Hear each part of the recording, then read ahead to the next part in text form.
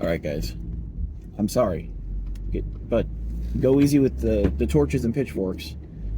The AI coding thing is happening. It's absolutely happening. It's happening for a lot. So I started messing with AI probably months ago at this point, using it as an editor. And I had learned enough about the systems and poked a bit at some of the systems enough to say, all right, I'll mess around with this a little bit, because there is some value here, even if just using it as a search engine, of which it is a really good one. But using it for code was something that I never really considered until I got to a point where I was like, I want to redo this and I want to do a framework, and it was all front end work. And I was like, okay, so all these front end developers these days, right? Probably trained on billions of lines of front end code, really clever JavaScript and all that. Like, it can probably do front end stuff. And not only does it do front end stuff, extremely well and correctly, and keep track of it throughout the conversation, and make changes that don't break other things, or when you say, hey, this broke this, it fixes it properly. I am shocked by how good the output is, how strictly verbal you can be with it. There's an old card game on the Nintendo DS called Luigi's Pair-A-Gone, and I love playing it, and I don't know why, but I described the game, the setup, the rules, the limits, and how to score it, and said, make something that's pure HTML and JavaScript. And I sent it to five of them, 5 LLMs, and all of them did it. And there were a few tweaks. My prompt lacked something, so I needed to tweak a few things, adjust a few things. 3 out of 5 of them, on subsequent adjustments, made things, like broke things that I had to fix, that I had to understand and look into and fix. But some of them were purely verbal. Hey, that's great. Now do this. Or no, this thing shouldn't do that. It needs to do this. Okay. And I did have it, I usually have it give me diffs. And then I apply the diffs because I can see what the code is and see what the changes are and understand them. Because I am using this as a learning tool, because I don't mess with front ends. I don't like front ends. You've probably seen my website. But I was just like, hey, here's my website, refresh it. And it's like, yeah, sure, I can do this. I'm like, whoa, that looks really good. That looks really, really polished, actually. And polish is where I have historically lacked ability, because I really, really hate messing around with JavaScript, which is kind of, I'm sorry, I like JavaScript. I like how the paradigms that it implements. I like how you can make purely object-based stuff, how you can set things up to be completely functional if you want. There's a lot of stuff that JavaScript can do. It just doesn't do it well. And there's weird things like, I think there's a video called Stupid JavaScript Tricks, where it's like 0 equals, 0 equals 0 exponent or something like that. It's just like weird syntax stuff, weird stuff that if you lived in JavaScript, you would run into this stuff and it would drive you crazy. One of those fun little things I found recently in Python, none, the value none, N-O-N-E, is smaller than 0. None is smaller than 0, but it is not equal to 0. So if you have these evaluations and you come up with a none in there, and things start going a little wonky, you start breaking it down and you're like, what? It's funny. What is none greater than or less than? What is none equal to? None is equal to nothing, but it is less than 0. think about that. Fun little stuff. And JavaScript is rife with those. Like, it's nasty, it's gnarly. So I don't really like messing around with it. I also really dislike the browser limitations where you're like, this browser does it like this, and that browser does it like that, and we might be like 10 or 15 maybe years past that, so it might not even matter at this point. But the fact of the matter is, I've been using it to do front-end stuff, and I've been pushing it, and it keeps surprising me. The other thing is the back-end stuff. So for more technical things, someone had talked to me about this, about doing their vibe coding, and I'm like, you can vibe code, but you need to know the limitations. Like, if you're making a flat file, or an image is is a great thing, a great example, because you are, first of all, if you are capable of evaluating the output completely and not necessarily immediately, if you're capable of evaluating the output completely, then you can use AI. You can use it because you have no worries that there's going to be hallucinations in there. So if you were to, and this was actually the case, generating a haiku, it's like, oh, well, what if the AI hallucinates? What if this, that, the other? It's like, the haiku is 3 lines. I can read the entirety of the haiku 5 times in a minute. It's not a problem. There's no hallucination. I look at it and I say, is this better than the last one? Is this better than mine? Did this use better words? Do I need to combine this with my other haiku and put them together and see what I come up with? It's making suggestions for thematic tweaks to the haiku. Are those good? Are those bad? Is that where I, the author, want to take this creative pursuit? And if the answer is yes, then sure, yeah, I'll grab that word. That's a great point. It's a great way to do it. I'll adjust it. It can't count syllables. I have no oh my word. Actually, so I was using it as an editor, right? And it was talking about word count, and I'm like, okay, word count, yeah. Targeting this word count, that word count. I'm like, okay, yeah, this is really short. And every time it ran through, it would shorten. And every time it would like inflate the word count. It's like, bro, this is 800 words. It's perfect for this submission. Like, bro, this is like 200 words. What are you talking about? Oh, sorry about that. Let me just tweak that. And then it brings the word count down again. And then says, yeah, this is like 900 words now. The AI counts like B. I was waiting for frosted butts to come up. So like, there's stuff that it can't do, but you evaluate it, you check its work. And that's why the image is such an excellent idea for this, because like, if you create an image, almost immediately, like, that's a good image, I'll use that. Or that's a little wonky, but it's all right. I can run with that. I can publish that. Or that's not what I asked for at all. You need to do it again.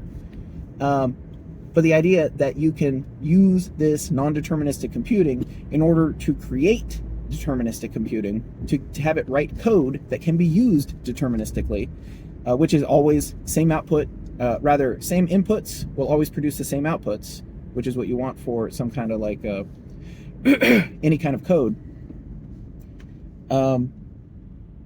Like nothing is wrong with using the AI as a junior coder who you kind of don't trust.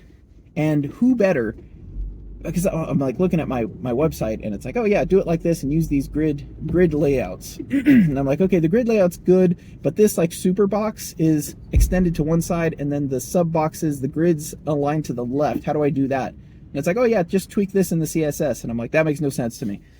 I'm going to do it and it works, but that makes no sense why that would be like in my brain.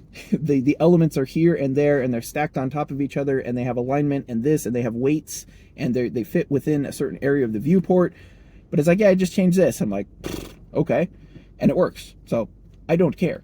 Like, this is the stuff that you're like digging through the W3 website, trying to figure out what the option is, and then you get like, there's 12 ways to do this, and some of these have varying degrees of support on various browsers, and you're like, why am I here? Why are we still here? Just to suffer? So like parsing through documentation, and this was where I actually got invited into using the AIs for code was a friend of mine was talking about this for some hardware, a microprocessor that he had not used before. And he was like, look, I'm just trying to do something like this with this type of microprocessor. And this was at the point that I was digging through like reams of documentation. There's like 4 different sheets for the Raspberry Pi Pico that you need to jump through back and forth in order to get a complete view of what the functions are and how they interact with the hardware. It's crazy. But you've got this like stack of documentation, and you're just like, hey, AI, read that stack of documentation and then tell me what are the relevant functions for this type of thing. And it's like, sure, here they are. Here's where they are in the document. And then you find them, and then you read the actual documentation. And if you get to a point where you're like, okay, I don't understand this, explain this individual part, it may be able to do that. Or this looks good, but it looks like it interacts with that. Tell me more about that in the documentation. And then it could either regurgitate it back to you or tell you, look on this page of this document and see what it says. It's parsing the information. It's, again, kind of like a search engine, but it just searches whatever you want it to. And that's great. That's exactly what it should be used for. So, cool. Fantastic, even. Really fantastic. So now who, as soon as I wade into one of these projects, I'm just like, I know I'm going to be reading documentation for like 3 weeks, 3 weeks, for multiple hours, and then I'm going to run into a weird bug in the display properties of CSS where, like, it doesn't make any sense. You've seen the memes before. Like, this doesn't make any sense, but it works. So, like, you're just trying random stuff at some point, and then it works. And now, instead of that, you're just like, hey, AI, tell me what I should put in here for the CSS for the JavaScript. And it's like, this shouldn't work, but it does. Thank you. Finally, someone says it. But at the end of the day, the only thing that matters is the output. And especially if you're, like I said, if you're generating something flat that you're not going to interact with for an extended period of time or maintain for an extended period of time, you know, you can write a front-end web page, front-end skeleton, and just populate it with stuff. That's it. Like, nothing's wrong with that. As long as it displays properly, nothing's wrong with that. Now, you can get into scale issues if you tell it to, you know, make a full front-end, back-end server for this, that does this, that, the other.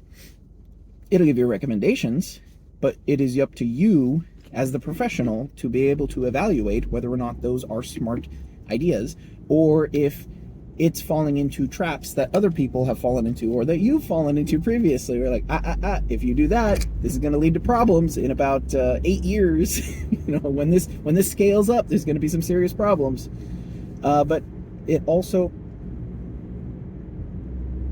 works well enough to be able to ask it, hey, what are the potential scalability problems here?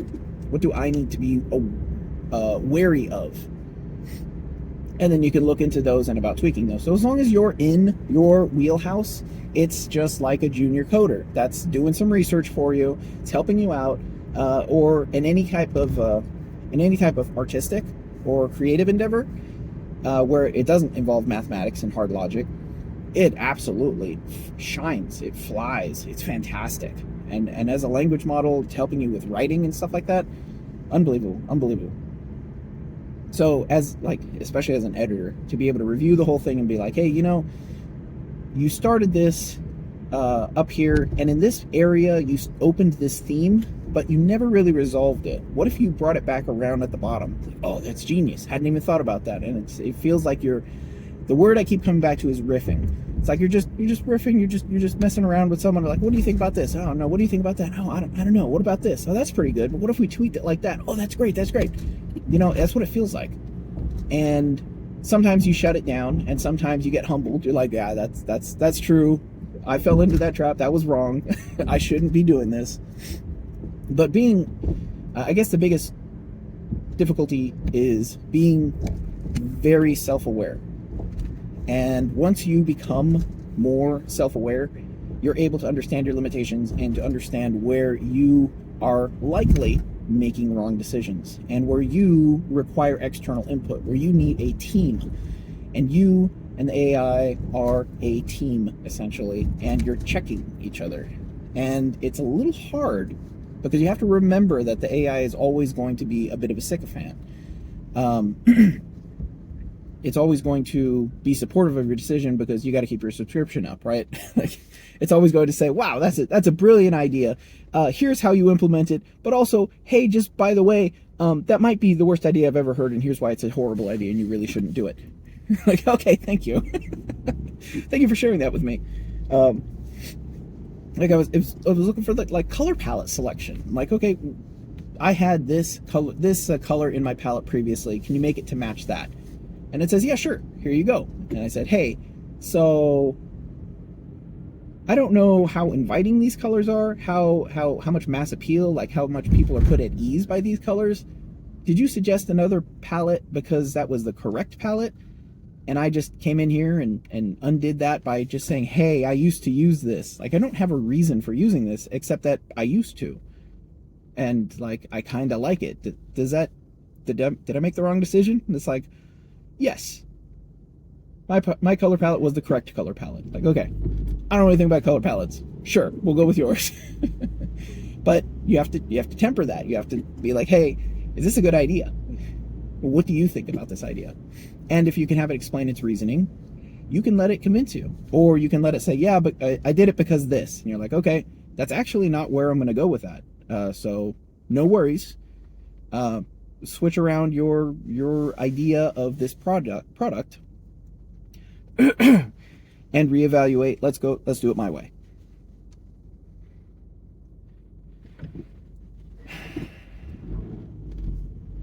Yeah. I'll put that up on the website.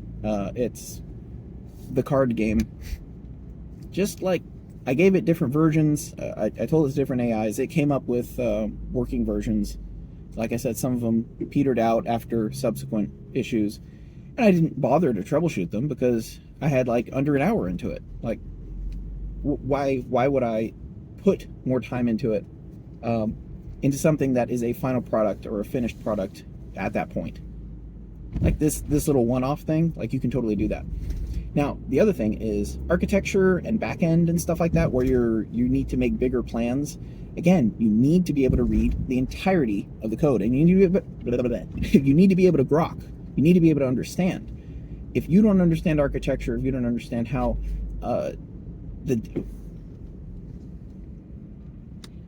if you don't understand how the data structures fit together,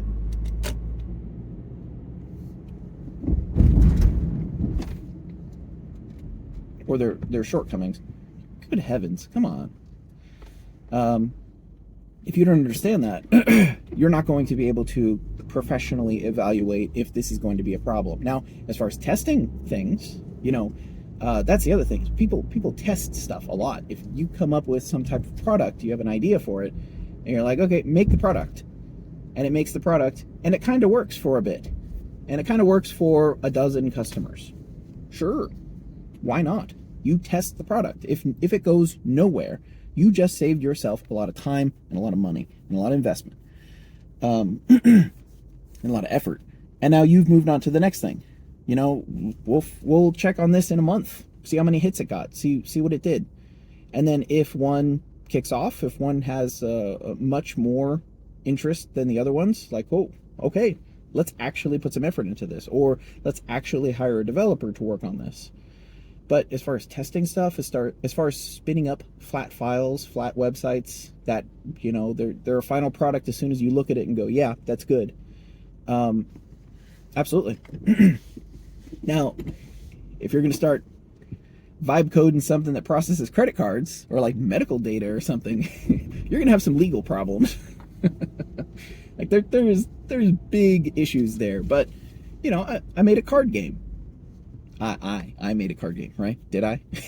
I hired a junior developer to make the card game, and then I reviewed it. But like, the card game's the card game. That's it. I didn't waste time on it. So there's definitely possibilities there. And then if you're testing out the idea and it comes up and you go, this is a good idea, or this has interest, let's put more time and effort into it, let's hire an actual developer, the contact will speak to the freelancer and say, here's what I'm looking for, this is what I want it to be able to do. The developer will translate that into data and data structures and interface, and say, okay, I understand what the website needs to do, what the database needs to track, and what the metrics are that the website needs to keep track of.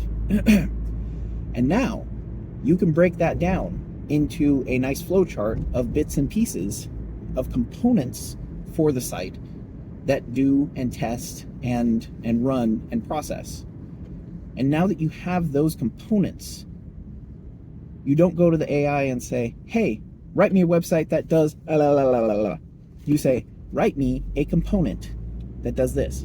Write me a front end, first of all, that is shaped like this and looks like this and processes like that, accepts inputs here, here, and here, and submits to a back end there. Cool. Okay, now let's work on the entry component. When someone types in this, it needs to go to there. How do I do that? Well, that needs to be tracked in, you look at your notes. Okay, this needs to be tracked in a table. The table needs to have these points.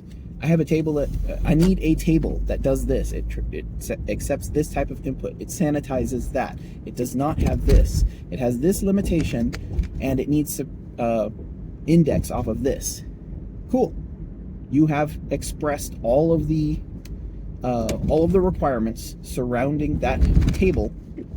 And it will respond with, here's how you write that table, and may I make a recommendation? You should do this. You should make this one unique.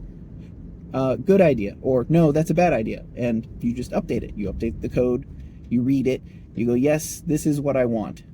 Now, if I would have spent 2 hours or an hour thinking about it, this is what I would have come up with. And it will be more correct for having not had you in it with the potential of human error.